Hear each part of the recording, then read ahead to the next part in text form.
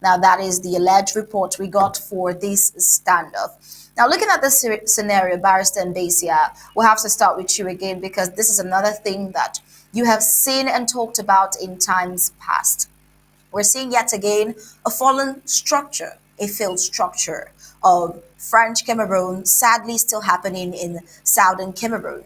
And these facilities, detention facilities, hold people they tag as criminals, who in most cases are innocent Amazonians who were abducted in the name of arrest and called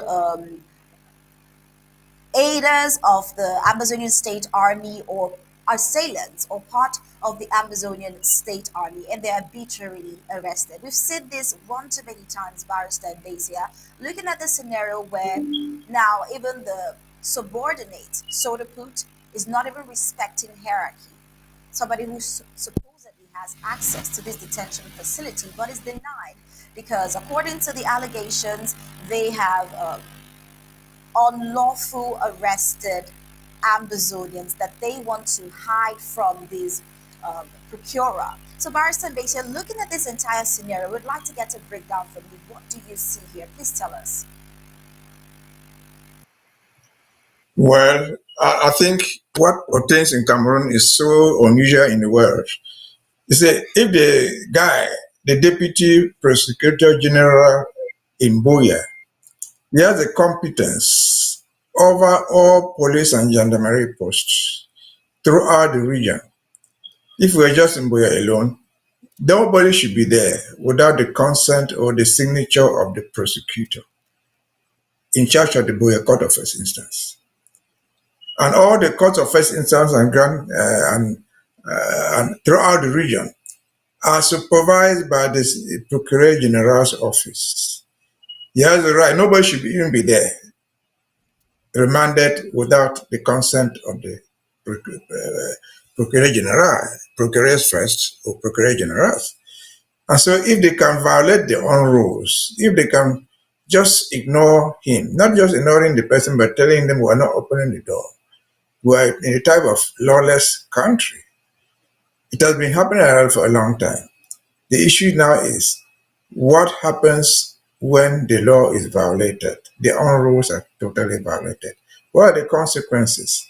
I'm not sure they have any consequences. I remember sometimes in the early 2000s or late 1990s, there was somebody there. They was supposed to be the chief of the Human Rights Division. In fact, it's the Department of Human Rights created by the government. Director General of Human Rights, whose duty was to go visit the prisons or one of those places. He went to a Gendarmerie place to inspect what was going on there. What happened? He himself was locked inside there. They locked him up. And he came out crying. Nothing happened to the gendarmes. They are lawless. Nobody punished them. And that's what they have been doing. They've been locking up people at will to extort money from them. If they are women, to extort free sex or to do anything they want to do with impunity. And so that is a stateless, that is a lawless country. Absolutely lawless. Otherwise, there's no explanation why the Procureur General of all, not even to say the Procureur of the Court of First Instance, Buea, will come down to the gendarmerie posts and someone will dare to say you will not allow you in. Who is someone? Who is this one? All gendarmes, all policemen, these two forces, they are workers under the Procureur General when it comes to investigating crimes or offenses. And their role as gendarmes or police, they are there for public order. That's their role. And therefore, their boss in every area, it is a division or subdivision, the boss is the procureur. In the whole of the Southwest, as they call it, the boss is the Procureur General. In all types of investigations, where you have killed somebody, you are accused of to have done this with Amba or whatever thing, their boss is the Procureur General. They cannot flout his authority. He can come there and order everybody locked up there to go away, and they will all move out. If I were the procureur, if he knew his job, he will simply go back to his office and write an order that anybody in that cell there should be set free. And they will go out. If you keep them after the order comes from the procurer's office, that's illegal detention. You'll be liable criminally and administratively. You should be liable. And so, is it new? It's not new. Why? Because lawlessness has become the order of the day. If the laws were followed, there's no reason why somebody should even be there without the consent, without the signature of the procurer. And of course, the procurer will not just leave the office and go down there. He has to pass through the procurer of the court of first instance of that town. Because that's the immediate boss. He's the superior boss. If he's going to Kumba, for example, to see the police in Kumba or the gendarmes, he has to tell the procureur in Kumba, or Bamenda as the case might be, that I'm coming. That's the superior boss. And they have to obey the orders. That's just what it is. If they are doing that, then again, lawlessness has taken over the country. Where there's no law, disorder becomes the rule. Where there's no law, criminality takes the streets and takes everybody in custody.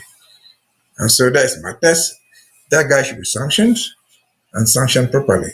Probably dismissed from the job. Because you cannot allow individuals to use their offices. If you find out why he did that, why you not let those people visit those people, it's simply because they've done something wrong. Maybe somebody is being kept there illegally for not giving them money or for anything, which is just illegal. Because when the procurator comes there, he talks to the people. What are you here for? He explains why you're there. He looks at the files. There should be documentation why you're there. If this is not done, it is an overstretch. It is total failure of government. It's complete breakdown of law and order. Over to you. Basia, you've said some very wise words there. And one of them I picked is when there is no law, criminality takes to the streets, which will lead us to our next report. But Commander Zama, let's hear if you have something to add to what Barrister said. I don't think Barrister, who is a barrister at law, has handled it best he knows. I don't know. I've been out of Cameroon for a long time, so I don't know what's the current working of that system. All right. So building up from what building up from what Barrister Tim Mbesia said, talking about the fact that it proves to be a lawless nation where there is no law, disorder follows. Where there is no law, criminality takes to the street.